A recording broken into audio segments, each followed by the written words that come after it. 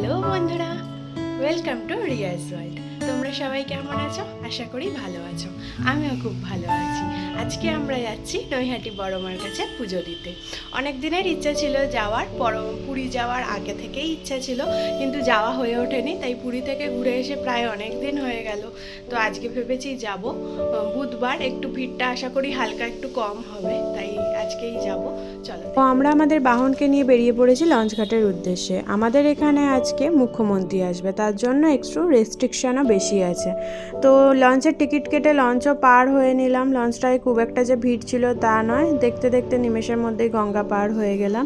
তারপর আমরা হাঁটা দিলাম, আর একটুখানি লাইন ছিল বলে আমি লাইনে দাঁড়ালাম, আর আমার হাজব্যান্ড গিয়ে ফুলমালা মিষ্টি ওগুলো কিনে নিয়ে আসলো। এখানে ডালা পাওয়া যাচ্ছিলো, ডালা নিইনি, কারণ ওখানে ধূপবাতি জ্বালতে দেয় না, এই আলতা সিঁদুর দিতে দেয় না, সুতরাং করে কিনে ইয়ে করে লাভ নেই।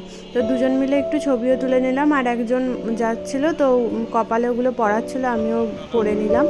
আর দেখতে দেখতে নিমেষের মধ্যে ঠাকুরের পুজোও দেওয়া হয়ে গেল। এই বড়মার কাছে যাব ওই গিয়ে বেশিক্ষণ দাঁড়াতেও দেয় না, ছবি টবি তুলতে দেয় না। তোমাদেরকে একটু বড়মার দর্শনটা করিয়ে নিলাম।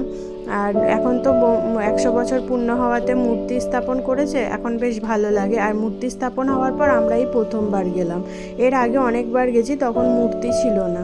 তো ওখান থেকে বেরিয়ে খিদে পেয়ে গেছিলো খুব, তাই এই মিষ্টিমুখ দোকানটা থেকে আমরা কখনই আসি, প্রত্যেকবার ওখান থেকেই কচুরি খাই। কচুরি শেষ, এবার আমরা যাবো বাড়ির পথে। লঞ্চ পেরিয়ে আমাদের বাইকও নেওয়া হয়ে গেছে, বাহনকে নেওয়া হয়ে গেছে, চললাম, টাটা।